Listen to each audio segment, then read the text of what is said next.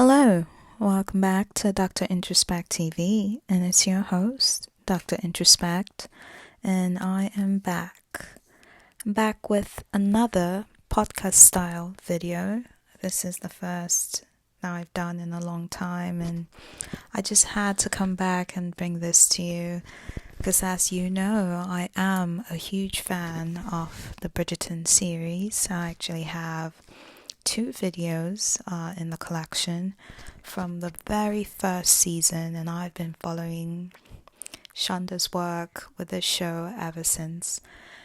But dare I say, this is not my favorite one yet. My favorite one is actually the one about Queen Charlotte and her story, and I thought it was a very touching story. I think I actually cried at the end of that one, and I'm not someone that cries when I watch things.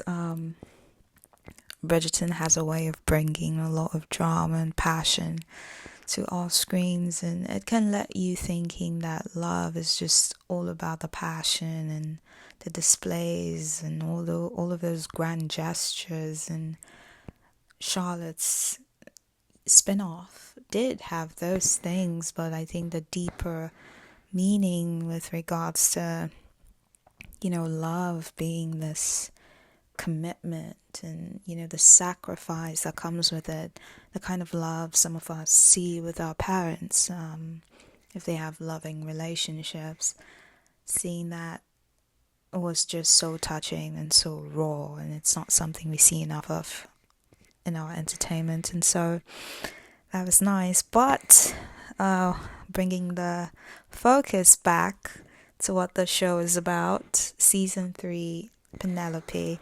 I would not like to put her in the background as the show has done for several iterations. Definitely would like to put her the focus of the moment as she deserves to be. And I'm not going to do too much deep dives into all of the characters. What I want to do in this is to just touch on some key points.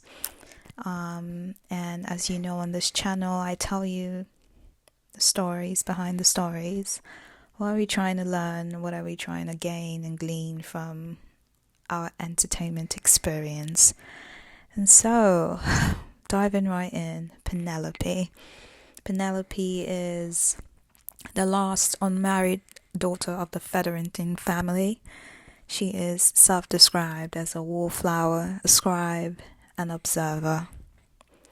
I have to say that it was nice to see an introvert in television get their own moment. Typically, they are portrayed in this, they're either socially awkward, of which Penelope is socially awkward. In fact, the characters in this season are socially awkward, the introverted characters, but also in television we see introverts not being the ones people want. They're in the background. They're like weird and not attractive, and some other cliches that surround their narrative. And for moments, introverts are having their time, and being an introvert myself, I have to say, it's nice to see. And so our introvert Penelope, and I don't want to conflate the word introversion with shyness. You can be introverted and not shy. That would be me. But there are introverts that are shy and socially awkward and all of those things, and that's what we have with Penelope. The other introverts that we see are Francesca Bridgerton, the daughter that gets married this season and does her debut to society as well. And of course, the man she gets married to, John Sterling, he is also an introvert. And I thought it was kind of interesting to see John and Francesca's love story evolve. She being shy, him being shy. It was just funny how they would be together in a room and not speak or say a word to each other. It was an interesting courtship story to follow, and I guess if you're an introvert that thinks you can't date another introvert because it would be so weird, let that give you hope. It can actually work, connecting with someone on your rhythm. And yeah, definitely nice to see. So some of the things the season touched on is something about, I would say in one word, it's truth. There's a lot that is uncovered. Of course, this is the season we've been waiting for, when, we finally, us the viewers, we know that Miss Whistledown is Penelope, but the people in story, the characters themselves, I think in their universe she's still unknown, and we've actually all been waiting for this unraveling, this uncovering to happen. And that's like the real big truth of the season. But there are also other truths in the season as well. For one, we see Colin Bridgerton, who is Penelope's long love interest, I believe, since her childhood. She has been in love with Colin, and for Colin, he is coming to accept himself. And with Colin's journey, it's the typical story of, the nice guy in quotes, but he is not just a nice guy, he is a good man. And he is the good man that feels like he is not noticed. So in a way, he kind of shares some of this experience that Penelope has, being on the sidelines, being overlooked, being ignored. But of course, he has the benefit of being a Bridgerton, and they have that social standing and status in society, and so that affords him something. Full of guys that grew up as young boys that didn't feel they had enough female attention, they find they need to become someone else and present in a different way. They say, the bad boys get the girls, and he didn't become a bad guy, but he in a way transformed himself into a rake, and we see that in the beginning of the season, first few episodes. He is talking about his travels and all the women and all the experiences he had. He is presenting this very stoic persona, this person that doesn't need anything, that is just, the opposite of who he is, which is soft-spoken, kind, gentleman, empathetic, all of these qualities that are just wonderful and loving and nice. And so he has to find himself, and he has to accept who he is, and we see him do that. All of a sudden, having different women in bed every night feels empty.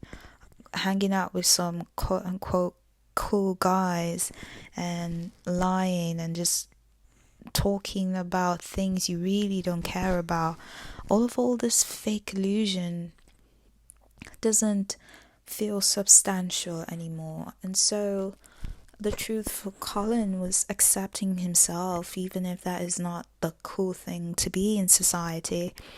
And I found it interesting how, if you notice, every season Colin is like the main character guy this season, and there's something that happens with the Bridgerton stories. The main character guy, all of a sudden, he maybe puts on more muscle, he looks like he's older, he's more mature. There are things they do to transform the character, and it's like this has been the same Colin from season 1, season 2, but these are the things they are putting around to show us that, he has come into himself. He is the man now. And so for Colin, like I said, accepting himself for who he is and being okay with that, in public, in private, everywhere, was his journey. Of course, the other main character we have is Penelope, and for Penelope, finding her voice is her own truth. It's the uncovering of truth for her this season, finding her voice. And Penelope has always had a voice. It's the voice in Whistledown's writings, but I guess it's more so owning that voice. That's her journey. Owning that voice is her journey. And for Francesca, her own truth being revealed is her being also okay with who she is. You know, there are people that are introverts that are not comfortable with being introverts. They're shy and they have this awareness that they are shy, and they have this awareness that people are looking at them, you know, the fear of being perceived, they say. And just being comfortable with that and exploring more of who you are with regards to that. And I think her being with the kind of partner she chose is giving her that freedom to want to explore that as well, because that person creates a space for her to do so. And for Francesca's mom, she's coming to terms with who Francesca is, not trying to present her in the same way or the same things that worked for Daphne or worked for someone else. Understanding that love can present itself in different ways. It might be passionate and intense, like the love of Daphne or the love of, you know, her son. But it can also be calm and slow paced, like the love of Francesca's. And it might actually give her a new, as she explores a love interest we find in season 3, Lady Danbury's brother.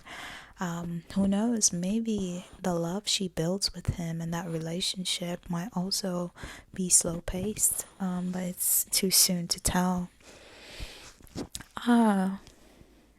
Now I am going to talk about, I'd say, some of the things I saw in the show. There were shining light on our modern day society. Take this like a commentary, if you will, and it raised some questions about our society. And one of them is, what is the value of a man in society? Think about that and let me know what your thoughts on that questions are in the comments. So think about society, and I think this question transcends time and space, whether it is in the time of Bridgerton or whether it is now. But even if your thoughts are on what it is like now, I would like to hear and know what those thoughts are, and I'm sure other people in the comments would like to know about them as well. How does a man find worth if he is only defined by what he can do?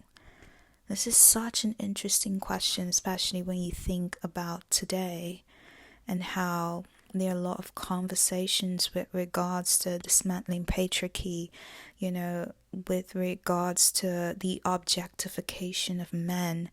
And with objectification, we often talk about, you know, women and their sexuality and things like that. But with men, we are talking about, you know, their labor, about how they are often just shoved into this box of masculinity that is so rigid and is only defined by their level of productivity, how much they can earn, and what they can do as a result of that. And for Colin, we see him in a way wrestle with that in his relationship with Penelope. You know, there are all these terms: a man is a provider, a man is a protector, a man is this, and in the process of trying to insert himself into this box of, oh, his ability to do is what defines him as a partner for Penelope, he makes things worse for her. So in the story, a little background for those that haven't seen it yet, and if you have, and if you haven't, this is a spoiler, by the way. There is this whole tussle going on with the whole Whistledown situation. The queen wants to find out who she is. There's a bounty reward on her head, £5,000, and there's someone that knows, and you know, she's kind of extorting money to keep the secret. And you know, he is trying to help, and he goes to have conversation with this person, and he just makes matters worse. because he comes out from that conversation, and it's not like he tried to appeal to her conscience. He tried to appeal to her empathy. It didn't work. She doubled the money she was asking for, and it's like he comes back and he just feels so worthless. Like, I couldn't help you solve your problem. I am useless to you. I am not worthy. And I wonder, is he not worthy as a man, or is he not worthy as a lover? And that is something I feel a lot of men struggle with. Like, I have to be able to do for you, for me to be worthy as a man. And it just goes to the saying you hear often when they say that a man has to feel needed. You're too accomplished, you're too successful as a woman. What does he need you for? And you hear him say that, like, what do you need me for? What do you need me for? And we hear Penelope say, I love you. You're kind, you're empathetic, you're loving, there are all these attributes he has in his person. These are not, and yes, they are intangible things. They're not measurable. You're not going to look at him and be like, you earn so and so money. You're from this family and this is how much your family is worth. These are the things you do for me. This is why I like you. And all of these things are nice, but they are not part and parcel of your personhood. And so they don't define who you are. And as such, they don't define your worth. And I know I am using this to comment on men and their sense of worthiness, but you can also extrapolate this to anyone of any gender or sex. People struggling with their worthiness because they measure their worth by what they do. And if this is you, take a moment to reflect on this, and I hope you come to the realization that Colin did through the help of Penelope, that you are lovable and you are worthy, and your worth is not defined by these things. The other thing that I want to talk about is partner envy. Partner envy is the other commentary I want to make, because this is something that is relevant in present day when partners together, whether they are married or they're just in long-term relationships or even short-term relationships, and your partner is excelling at their career or their passion, something, and you're not. How do you handle that? Have you ever been in this kind of situation? If you have been, please share your experience in the comments, and if you have some thoughts on this question, also share in the comments. We would like to learn more from you. How do you cope with your partner's success? I would say, especially today, in our current time, with a lot of women being successful, the statistics are showing that more women are buying more houses than men. Currently, enrollment rates for women at universities are higher.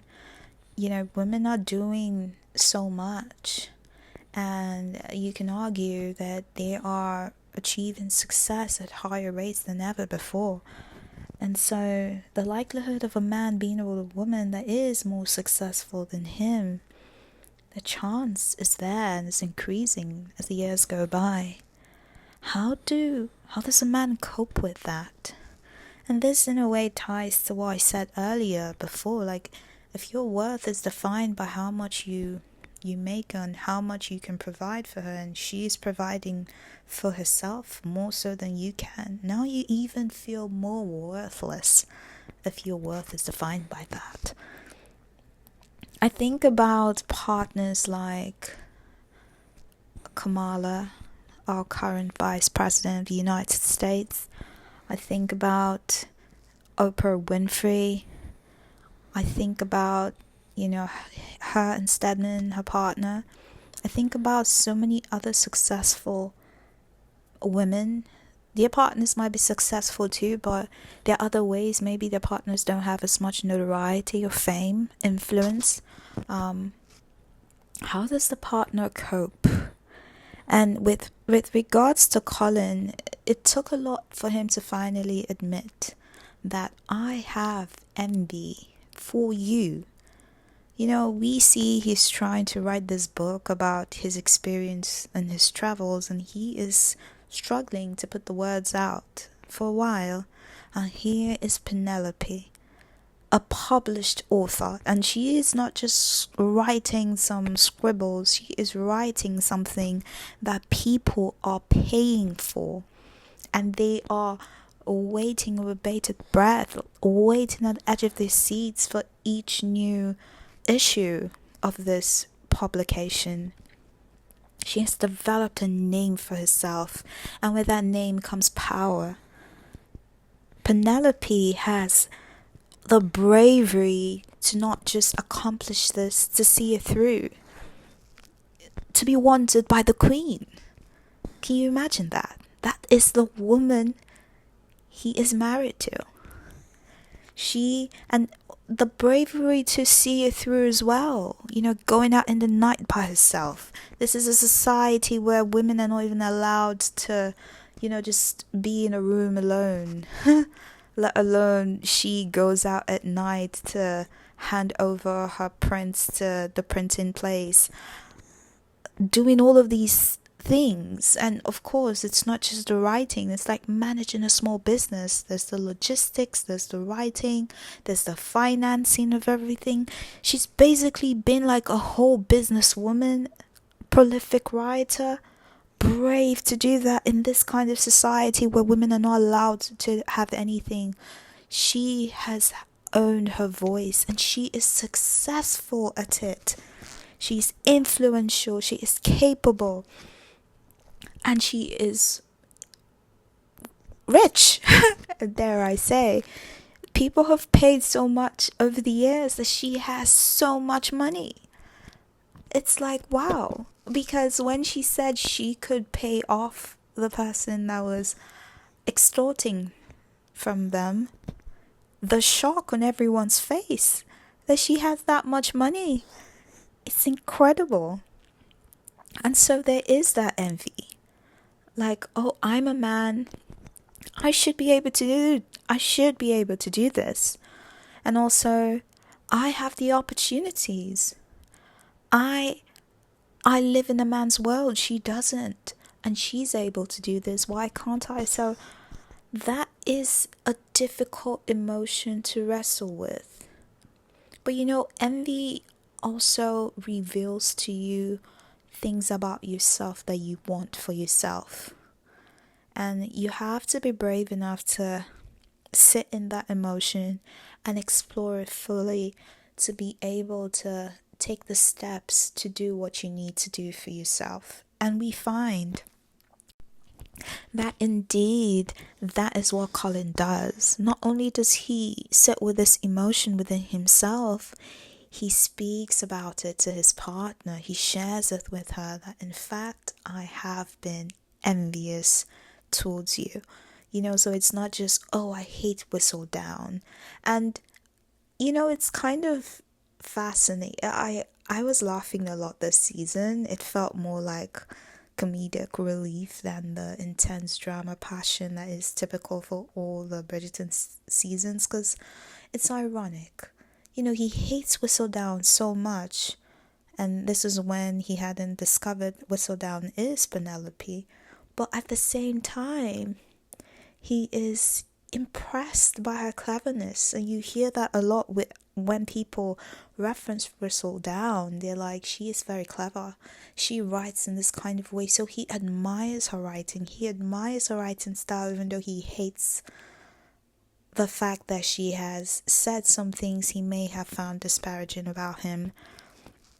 But there is this like hidden admiration, I would say, And because he is also struggling with his writing, it brings that sense of envy. I believe he had some envy for Whistledown, and finding out that Whistledown is his partner, the envy is even more so, you know? And that was some of the pain he spoke about when he found out who Penelope was. He's like, I am here thinking, you know, I didn't know all along you're like this awesome writer, so how do I even know the feedback you gave me is even good feedback? Like, how do I, like, you must have just been looking down on me.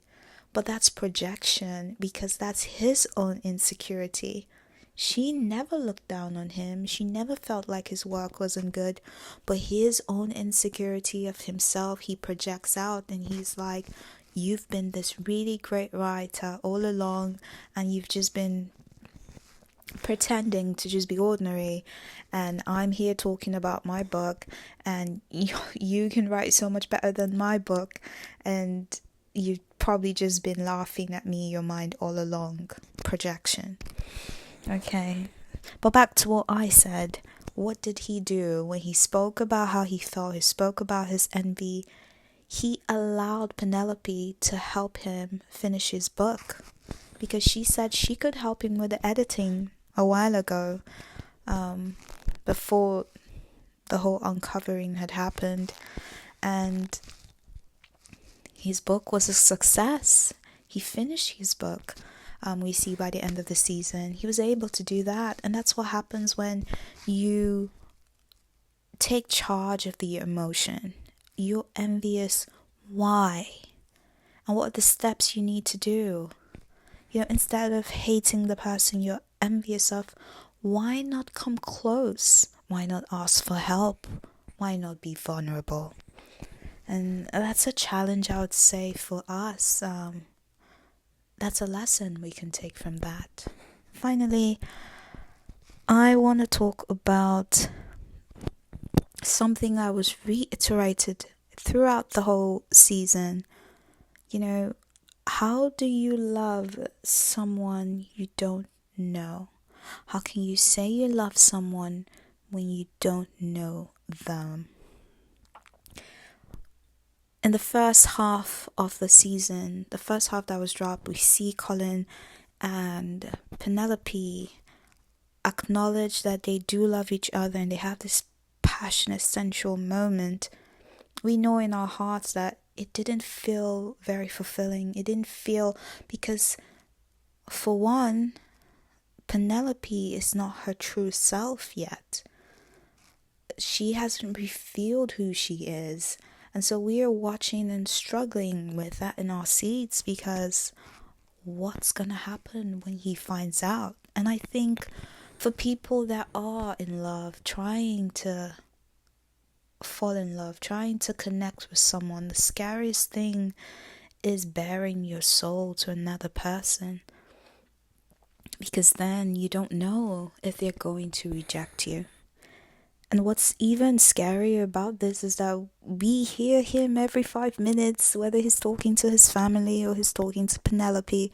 He's talking about how much he hates Whistledown, and he can't wait until, you know, her end comes to her and things like that. And so there is already a prejudice of hatred for this person that is also who you are, that they don't know about. It's like if you are a secret, what can I say? What can I say that is probably just as, let's say you had a secret OnlyFans account, and your partner says all the time, OnlyFans people, and they just making passing comments, and you are so afraid to reveal that. That is something I could compare this to. And I use OnlyFans because it's something society cringes at, kind of how society was cringing at Whistledown and the comments they would make. Oh, she must have been a badly trained person. Her parents must have failed in raising that person. You know, all of the things. I think that's a good parallel. So there's already that prejudice. about who you are. So that makes it scarier. But in general, even without the prejudice, people struggle with the fear of being vulnerable, with the fear of being just being true. Being true. Because then if they reject me, then what if they reject me? And seeing them come full circle, him not only embracing, like, and it wasn't easy, because at first, okay, I get what you did, but you can't do it after we get married, all of these things. But thankfully, with the Queen's forgiveness, of which I felt was like a cop out, I'm glad they got their happy ending, because it's Bridgerton. Everyone always gets a happy ending somehow. So, but it did feel kind of like somehow, I don't know, like the Queen just accepted after all this time. But anyway, she is forgiven, and she can continue writing, and she can like be her full self, because now she's signing off with her actual name, Penelope. No longer just whistle down, and she's deciding to be more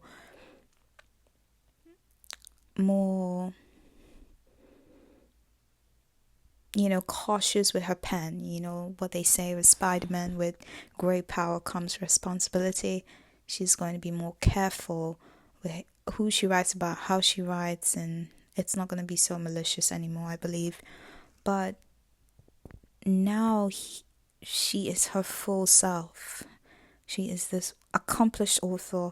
She is this brave woman. She is this wonderful writer. She is beautiful. She is everything. And she's the woman he loves. And he is accepting. And that's why he says something about, it's an honor to just be beside you and soak up some of your light. It was such a powerful message.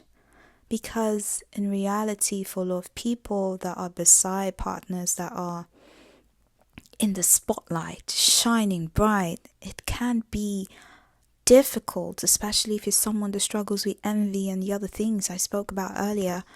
But he is happy to be there and soak up some of that light. There is the honor of, oh my, I get to be with such an incredible woman, and I get to call her mine. And that is what is beautiful about their ending. That now he sees all of her. All of her. She's brave and she's courageous and she's all of these things. Not just a shy person that was in a room, that didn't have a voice, that couldn't tell him she liked him. Things like that. She is all that in a woman, and he gets to call her his. It's scary, but I believe vulnerability is rewarding. If you do reveal yourself entirely to someone and they reject you, then you're lucky. At least now you know. And so I dare you to go out into the world and be courageous. And be courageous in your relationships. And not be afraid to be who you are and own all of who you are, so that the people that love you can love you wholly, in totality. And so I would say that brings us to the end of this reflection of the Bridgerton season 3. In one word, I would say the season is about truth. I hope you enjoyed this session, and I look forward to your comments. Like, subscribe if you haven't, and share your thoughts. And remember, I love you. Love yourselves too. Bye bye.